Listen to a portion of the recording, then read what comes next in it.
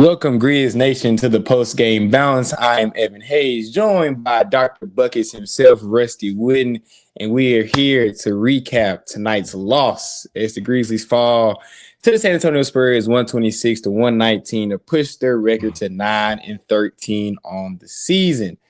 Came into this game with a lot of energy on high from going on a 3-game winning streak, but unfortunately that winning streak is snapped tonight on the road to the San Antonio Spurs. Rusty, we were talking about it in the green room. Give me your thoughts right now, because I know we have a lot of things to get off our chests. Yeah, buddy. There's a lot of blame to go around. You can look at Jaren, and I am pro Jaren. You know me, I stand for Jaren on this network hard. And he was a problem tonight. Rotations and timing of substitutions was a massive problem tonight. We'll get way more in it, but so many times, once again, we have a game where, and I understand the injuries, the foul trouble played into it some tonight, but we still have far too many players or times on this team when our second unit and our bench guys are playing their starters and we get cooked and they go on a 9-0, 9-2, 10-0 run. And stop me if you've heard this again before, Evan, but against a good team, this system and hockey line rotations didn't work. The Memphis Grizzlies are now 1-13 against teams with a winning record so far in this season. And that specific moment we were talking about in the green room at the 6:58 mark, the Grizzlies were up 108 to 101. Zach E picked up his 5th foul. And Tomas Isilo resulted in a lineup coming out that timeout with Santi Aldama, Cam Spencer, Jalen Wells, Max, and Jock Lundell. Not a lick of defense in that. Not a lick of defense, not a lick of shot creation outside of Cam Spencer. I know Jalen Wells been playing well, but just creating shots for others. That's not a lineup you put when you're riding high. 7-point lead. That was the largest lead for the Grizzlies at that point. And you take your difference makers out. And after that, San Antonio went on a 9-0 run that ultimately killed the momentum, and we just couldn't seem to recover. Darren Fox got in his bag down the stretch. This is the type of game where we missed a Ja Morant because we didn't have our closer, and San Antonio depended on their closer.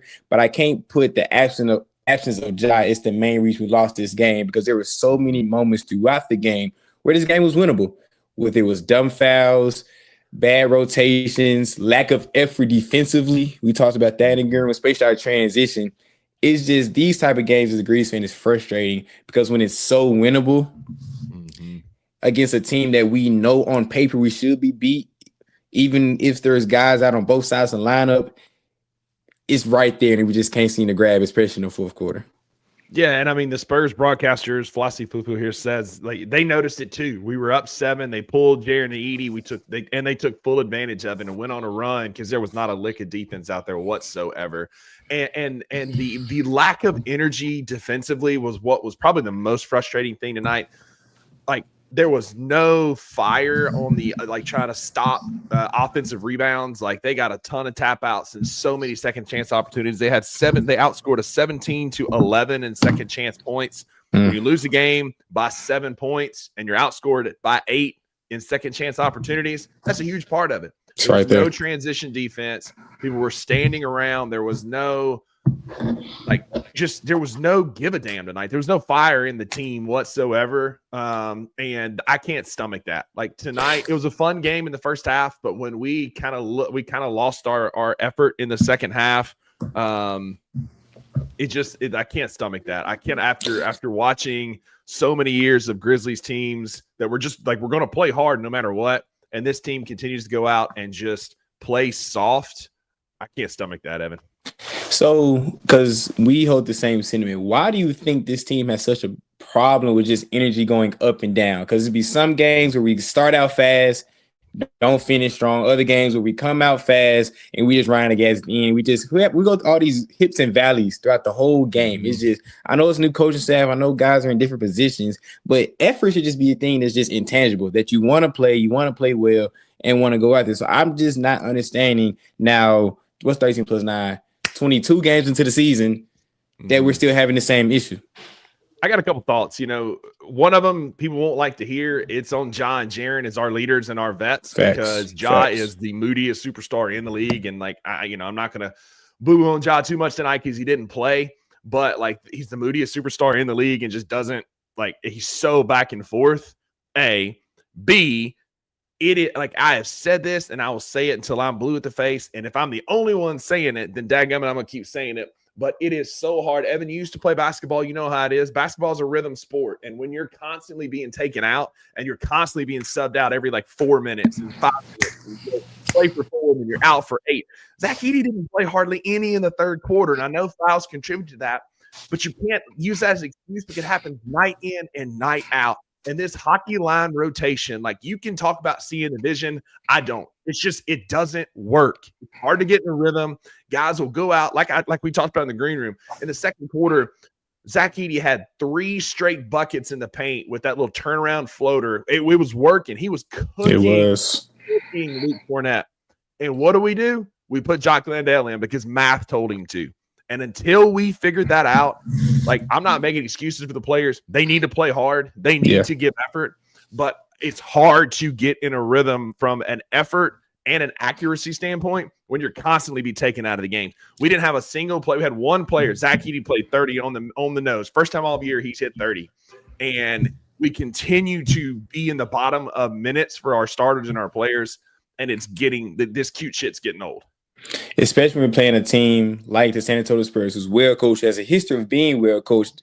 When it gets good teams, you can't make these mental mistakes on the court and on the bench with the coaching staff because teams like that will take advantage of it. Like, I don't understand this new age of basketball where they think math or algorithms or science or chemistry is the way to go about it. I grew up, and I know you're older than me, so you grew up in a time where whoever's playing well plays the freaking minutes. Like, that's it, man. Like, and we still do that. There's 29 other teams that still do that. that's the frustrating. It's just we're the only franchise. Like, you know what? Let's not play our best player plus 35 minutes a game. Like Edey, in 30 minutes, he had 19 points, 15 rebounds, and he was a +6. He had the best plus minus on the team, outside of Conchar with 11. So Conchar was hooping tonight. Conchar was hooping. Got to shout out Conchar. 13 points. 5 for 5 from the field, 2 for 2 for 3.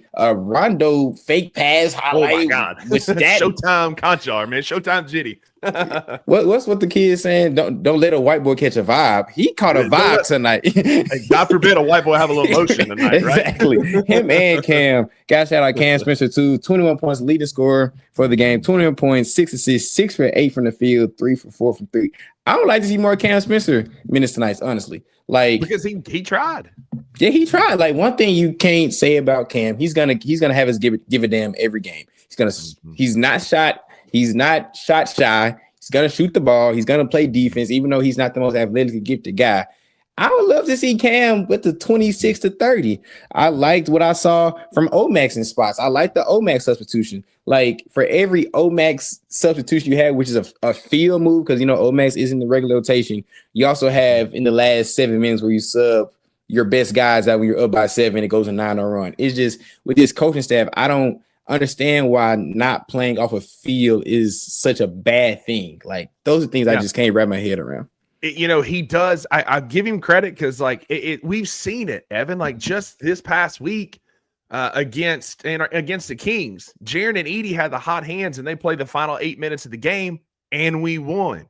But tonight we go back to the goofy rotations, and he shows feel, and then he shows no feel, and he sticks to his analytics and his rotations. We have 80-something years of data that prove you play your best players more than they play their best players, you're going to win. And every single time we're going out against good teams and they're playing their best players.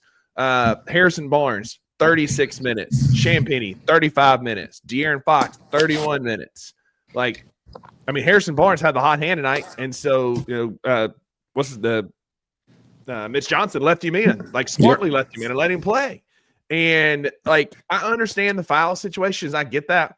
But like, at some point they're grown men. You just got to go out there and let them play. You just got to let them go. If you foul out, you foul out.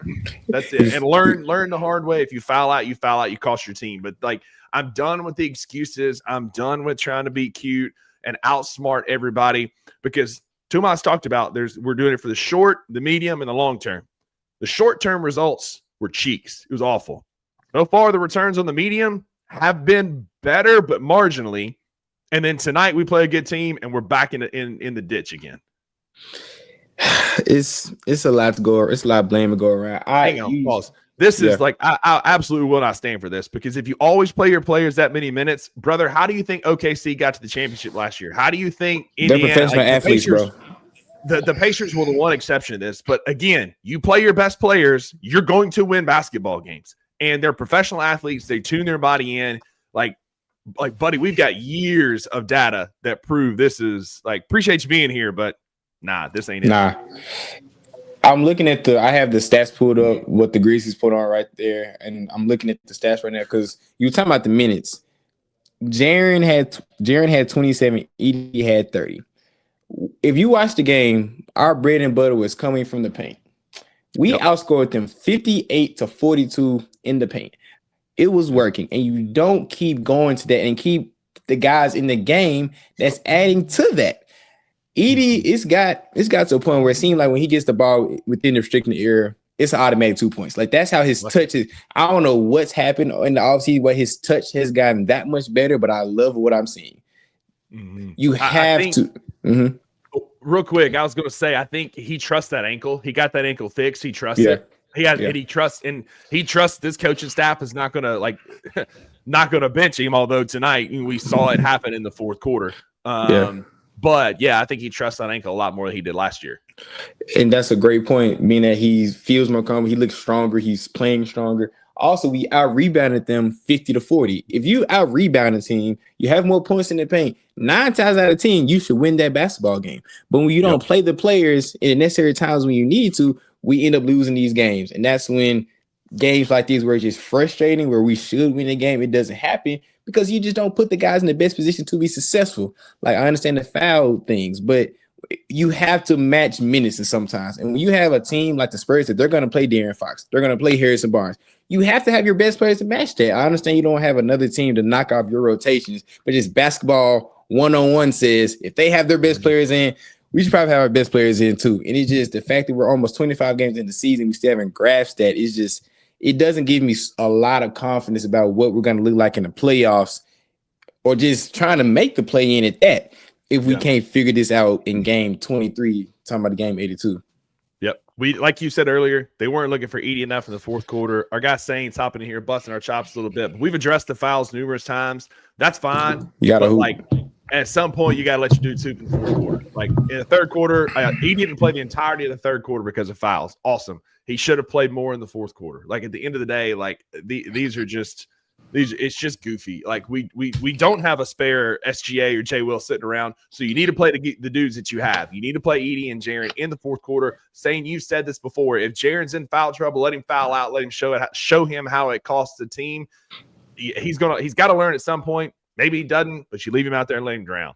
And so I'm frustrated just with the product tonight. I said on multiple shows this week, like, I wanted to see a good effort against a good team, and we did for a decent part of the game.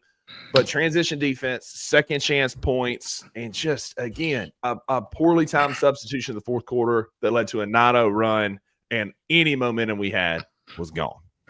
Also, another point you didn't say, our three-point defense has been good recently, but this game, it did not look good. 46% for the Spurs, 18 for 39 from three to our 9 for 26. So when they're hitting threes and we're not reciprocating down the other end, you have to go to your bread and butter, which is the paint, and we didn't do that. All these things round robin together. We're not hitting our threes. Okay, feed the paint, and we don't have our paint guys in the game. Like, all these things run around. So I don't know what happened to our three-point defense tonight. Yes, they were shooting nuclear in the first half. They were shooting like above 50%. In the first half, but it's all about making those adjustments as well. And we didn't do that either in the second half. That led to this loss too. Yeah, like Champagnie and Harrison Barnes had Champagnie was 1 for 6, but Fox and especially Harrison Barnes, they had so many open looks. Like De'Aaron Fox, there was one point De'Aaron Fox caught one in the corner, and Maggie said he had time for 6 meditation breaths before he took that shot because there wasn't anybody within San Antonio proper close to him, and he buried the 3. And it's just like, things are going to happen. People are going to get lost, but it was an effort thing for me, especially down the stretch. Like, there was a moment when we took our best players out and let them go on that 9-0 run, it was like that was the moment you could tell like our team was like, all right, we'll go get ready for the Clippers. Yeah, and when you're ninth, well, I don't know where we are now. We may still be ninth. I know we're ninth, 10th in the West right now. We don't have room to say, okay, let's check in, check out. We don't have room for that. If we were in a 6 seed, a 5 seed, okay, yeah, I would still hate it, but I can understand it better. Human nature kicks in. We don't have room to lose these games, winnable games, when we're already behind in the standings and we already have guys out the lineup. That's the type of things I can't vibe with. Like it comes down to pride. It comes down to how much you want to win this basketball game night in and night out. We just didn't show that enough.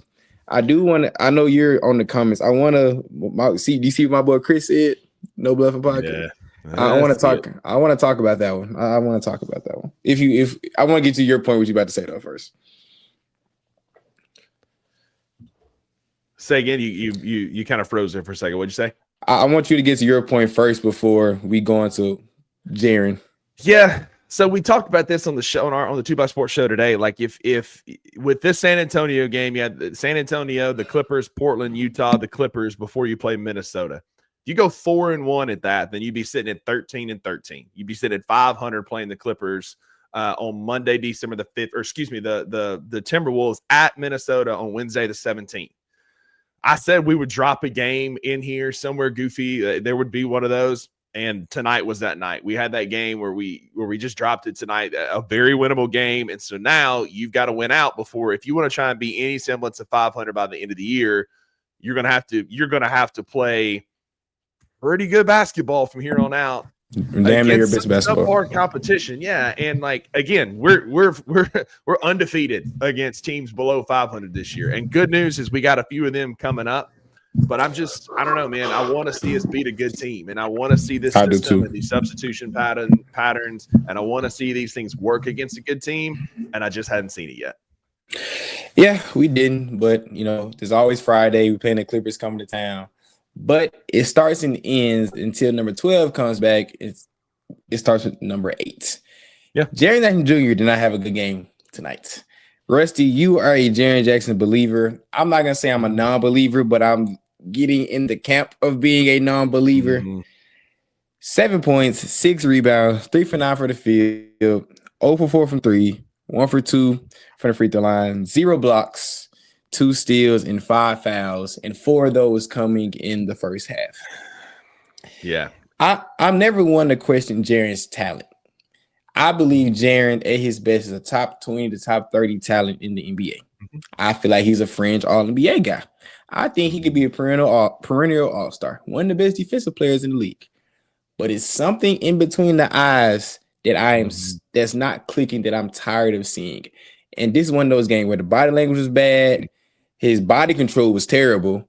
Like all these off-ball fouls he's getting when he's rebounding or trying to box out or setting screens. I can't get behind it, Rusty.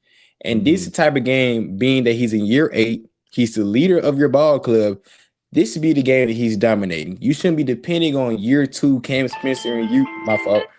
Alarm. Should turn there. Year 2 Zach Edey to lead this team. And this was a game where he did not lead. So I guess it's only one game. I want to just Jaren's overall game in one play, but it's starting to be a trend where he doesn't meet the moment when we need Jaren to be Jaren, at least on a consistent basis. I just need more from him, man. Like, what's been your thoughts on Jaren, man? Because I'm all over the place. Yeah, I mean, I agree. He's not been himself this year. Something is like he didn't forget how to play basketball in last year, the season he put together. March, he was a DPOY candidate. He was number 8 in the MVP ladder, and he was a first-team All-NBA player. Ever since he sprained his ankle, it's been downhill. Last year, I would chalk it up to that ankle was not healthy. They rushed him back to try and get him to the 65-game threshold and get us in the playoffs. It like that was last year.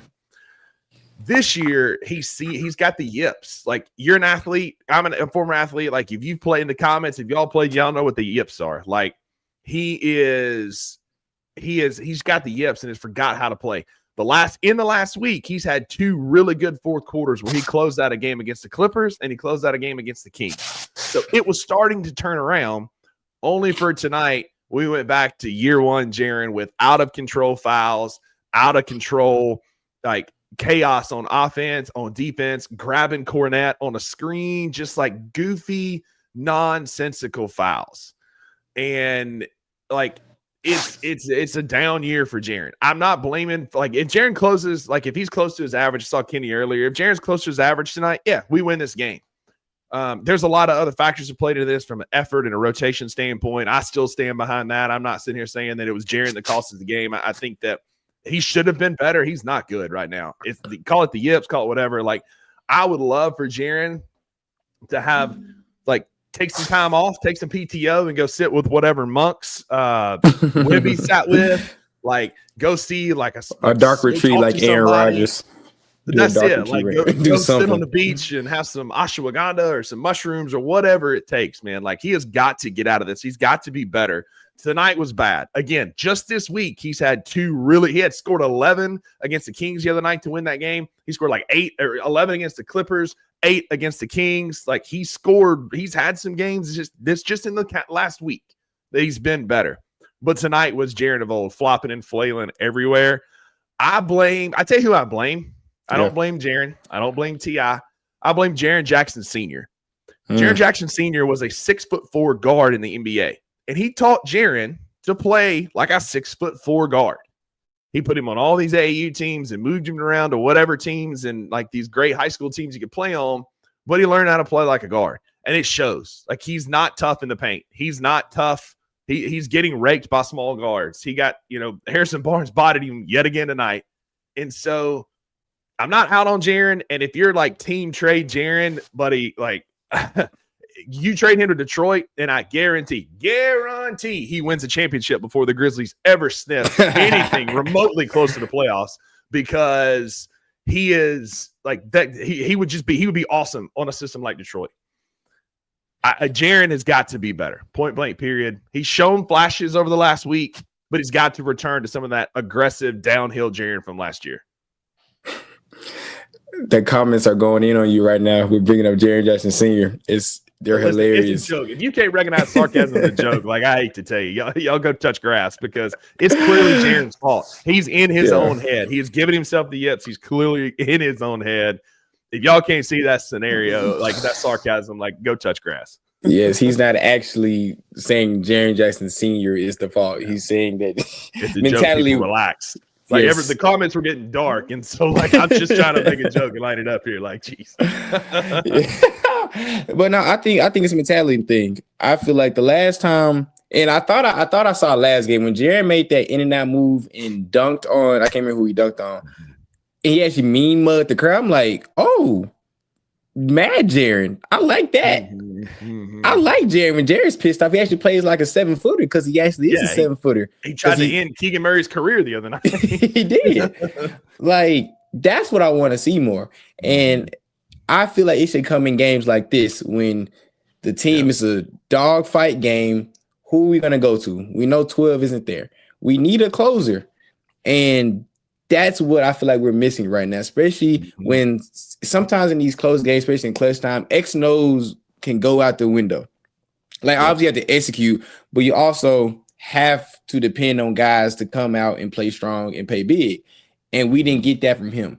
I just want to see on a more consistent basis that we can call number 8's number and he can put on the cape for us. I'm not saying all the time. It's just the fact that I don't see it on a consistent basis leaves me to be kind of hesitant on his long-term. I'm not saying trade Jaren, but like his long-term ceiling as the number 2 on this team. Because right now, Edie is making a good case of being the number 2 right now, just because the impact that Edie is having.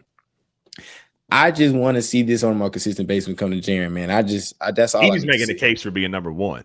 Edie's making the case for being the go-to option on this team. I mean, he's like you said earlier, he's automatic bucket in the paint. But when Ja comes back, this is obviously his Ja team.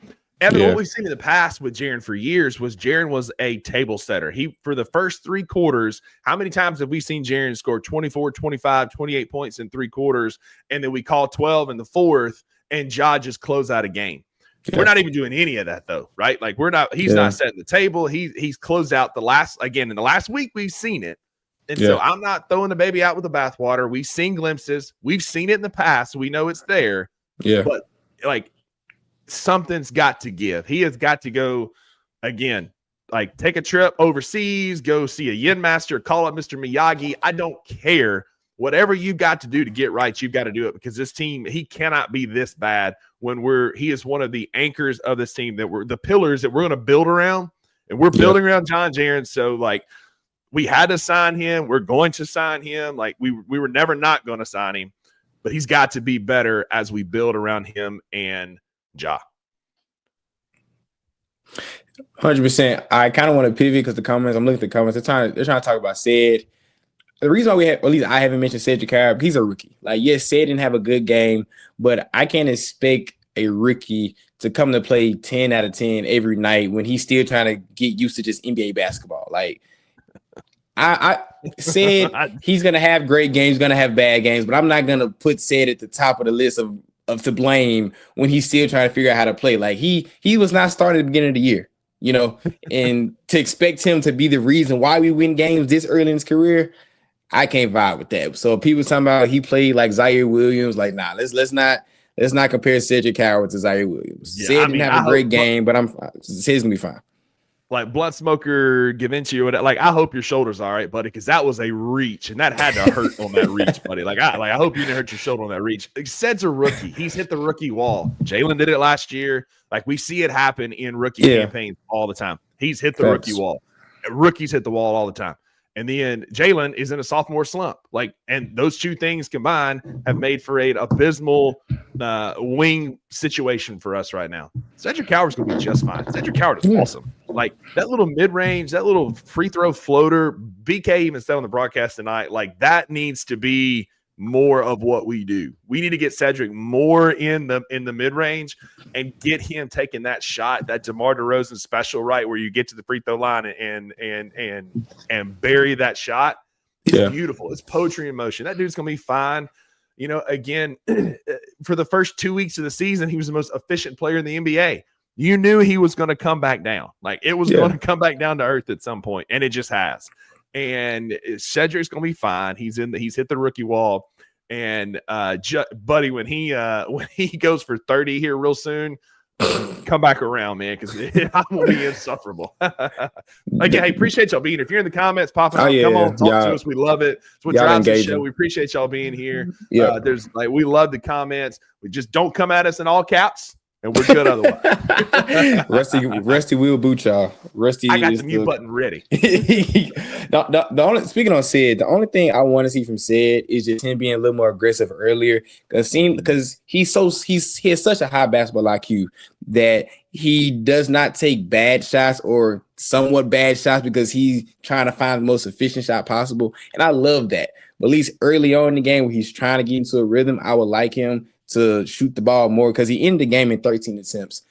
8 of those came in the second half. Like, at the end of I think he was 2 for 5 from the field at the end of the first half. I just need him to shoot the ball more, because how to get out of a slump is to keep shooting. You see how Jalen Woods got out of his slump. Jalen Woods tonight had 20 points tonight on 9 shots. Jalen Woods is out of his sophomore slump. He's playing his tail off right now. Mm-hmm. So with Ced, I have really little complaints about him. I'm very confident, at least in my opinion, in our wings for the future. I think Jalen and Ced are going to be dogs for us in the future. Mm-hmm. I can't really say a lot about Jalen Woods. He played a great game. I would love someone to lock down Harrison Barnes, but it seems like Harrison Barnes just has a personal vendetta against the Memphis Grizzlies right now. I saw somebody on Twitter earlier say that some girl like lock him up or like do him wrong in Memphis because he cooks Memphis, man. Cooks Memphis. But you talk about Jalen, 20 points on 6 of 9 from the field, 2 of 3 from 3.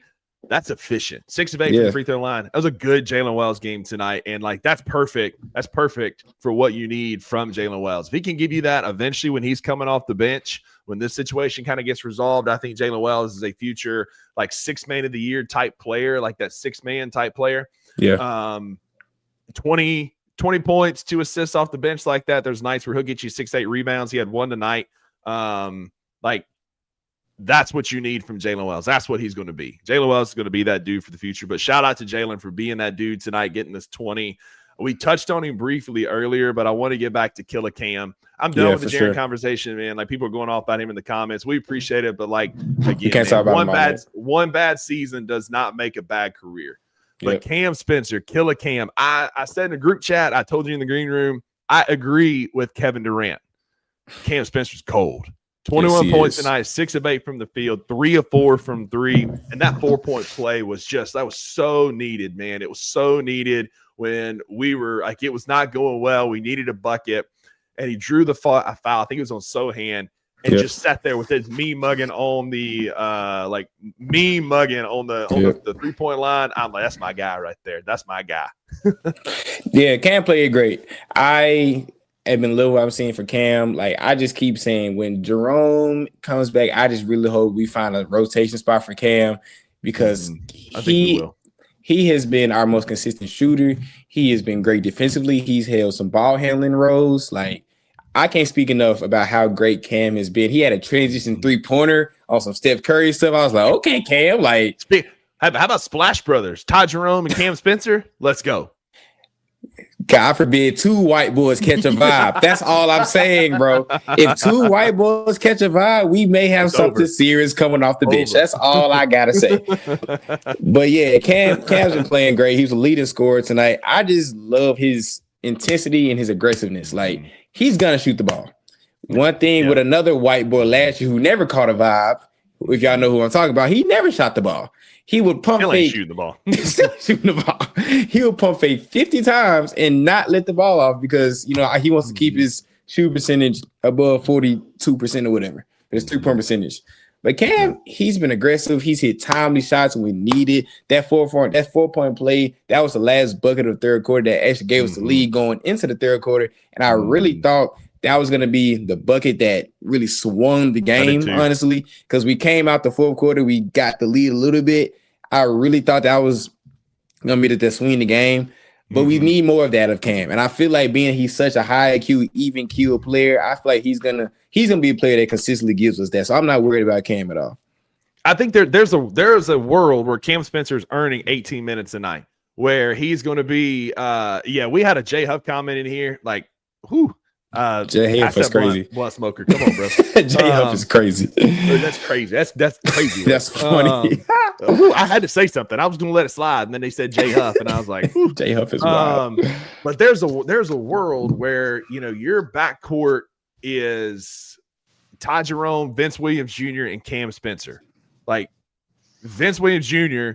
being the distributor, where 15, 17 assists tonight. Obviously, that's going to go down. But if he can facilitate like that on a second unit with a Ty Jerome and Cam Spencer run around, get open looks, and be in the corner 3, being that kick out dude, bro, like, that's a tough lineup to defend, because Vince has shown he's got chops as a point guard. And, like, I know Ty Jerome is a great backup point guard and does well with the ball in his hand, bringing it up.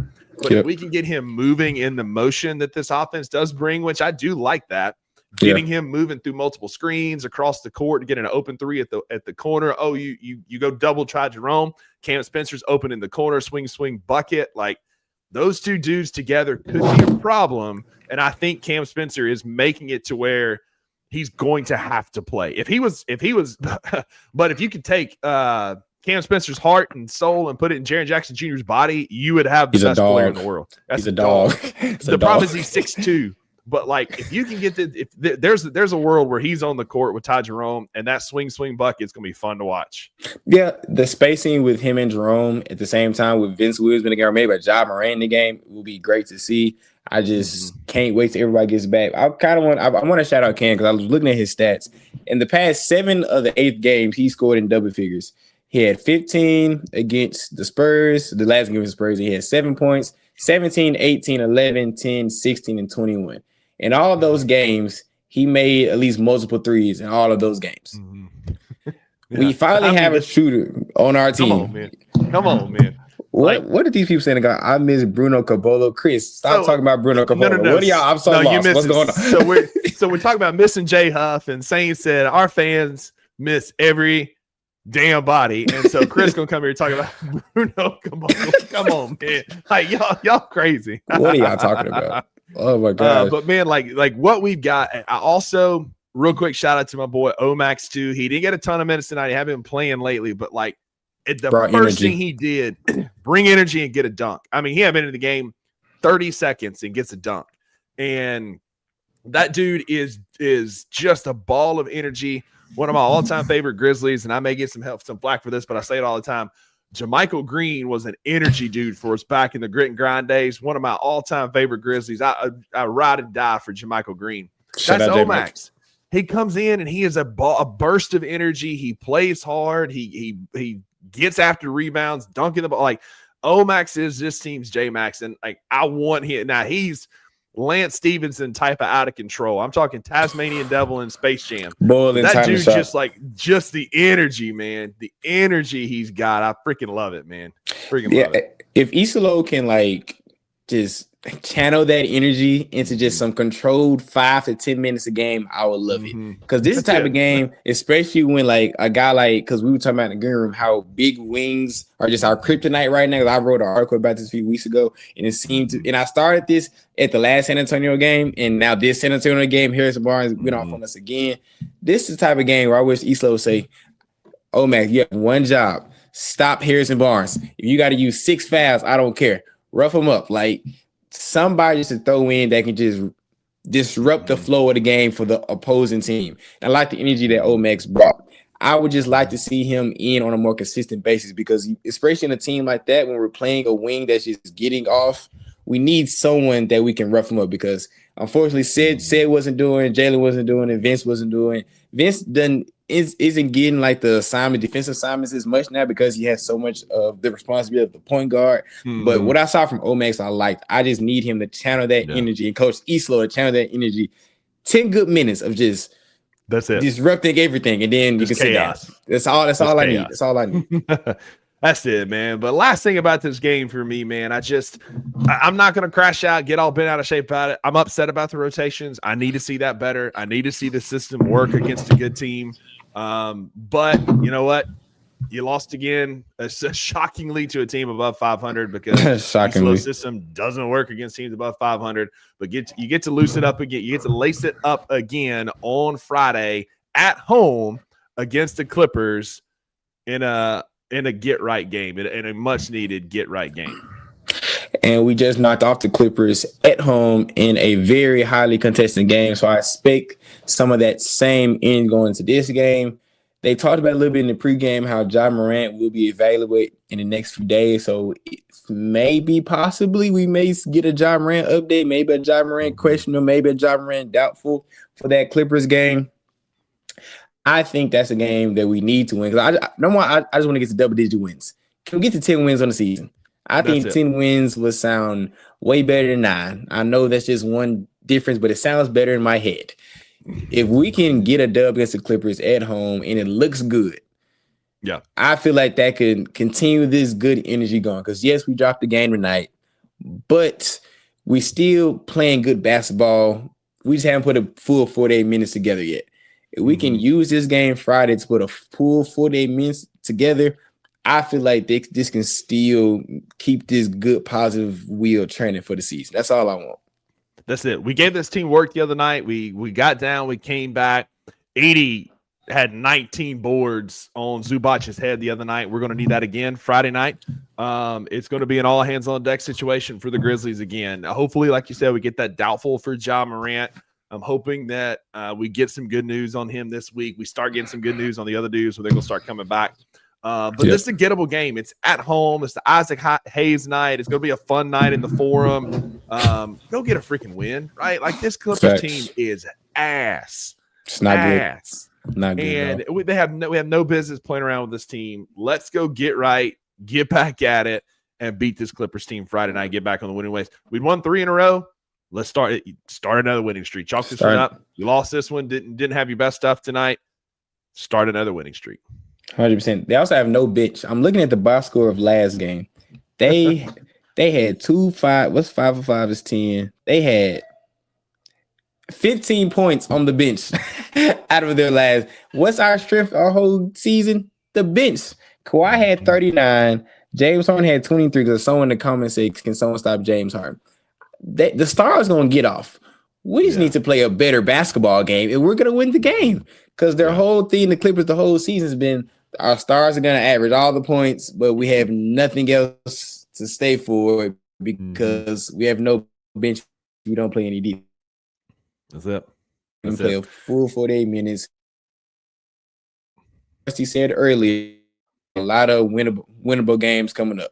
Just put one foot in front of the other, take care of business, and I bet the vibes will get back to feeling good on Friday and so on from there.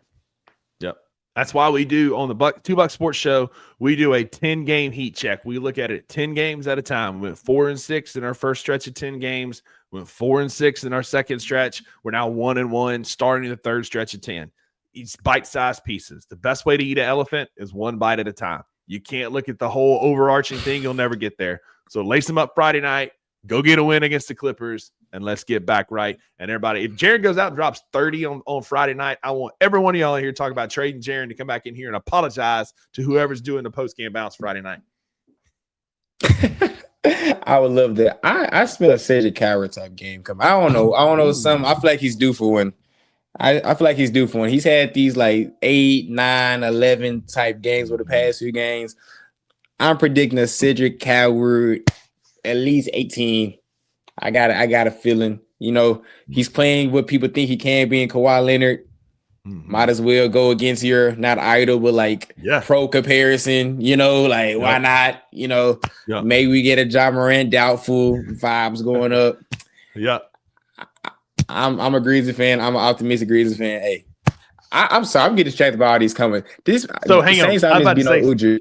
Listen, shut up, all Bino. I love Bino.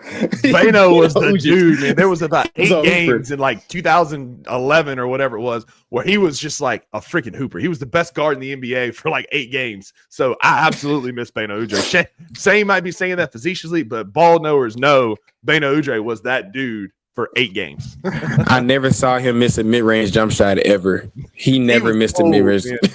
It seemed like him and Sean Livingston never missed a mid-range. They were so. I'm trying to think of like my unsung hero Grizz that I love. Yeah, for me, it's obviously J Mike. I've always loved J Mike, and just that he was just that dude that just come off the bench and just give him work, man. My guy was Jared Bayless. I love Jared Bayless. He had the ball head. He had these wild yellow Adidas shoes he always wore. Him and Mike Conley in the game just did something to like 8, 9, 10-year-old Evan. That'll be my guy. Wayne Ellington. He was a sharpshooter for the team.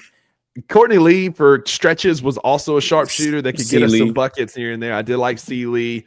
I saw somebody talk about Ed Davis earlier, talking about all this stuff. Listen, buddy, like you want to know how you know you spot a casual is when somebody hops in the comments talking about Jaren Jackson Jr. rebounds. But anyway, I'm done with the clowns, man. I'm done with these folks for tonight. Evan, it was a good show, buddy. It wasn't a good game, but hey, it's our first show together on Bluff City Media, man. I'm glad we could do this together for us, buddy. Let's wrap this thing up and send it to the house, man. Yeah, we had a No Bluffing Times 2 Bucks collaboration on the post game bounce. Let's go. As always, follow everyone on the Bluff City Media Network. We got 2 Bucks coming tomorrow. We got Anthony Sane show coming tomorrow. Who else got coming tomorrow? Do we have Tigers? No, nothing. Got Tigers. Daily Grind. First thing Daily in the morning. Start your day off right. 7:30 in the morning. Of course, we got No Bluffing. We got Tigers on Tap. We got everything for everybody on the Bluff City Media Network. Evan Hayes, Rusty Witten. Follow me at E11 Hayes. Follow him at Buckets_BCM. And we will see y'all Friday for another post-game bounce. I don't know who's going to do it, but they're going to bring you another fire post-game bounce. Y'all be good. Have a blessed night. And as always, go Grizz. Go Grizz.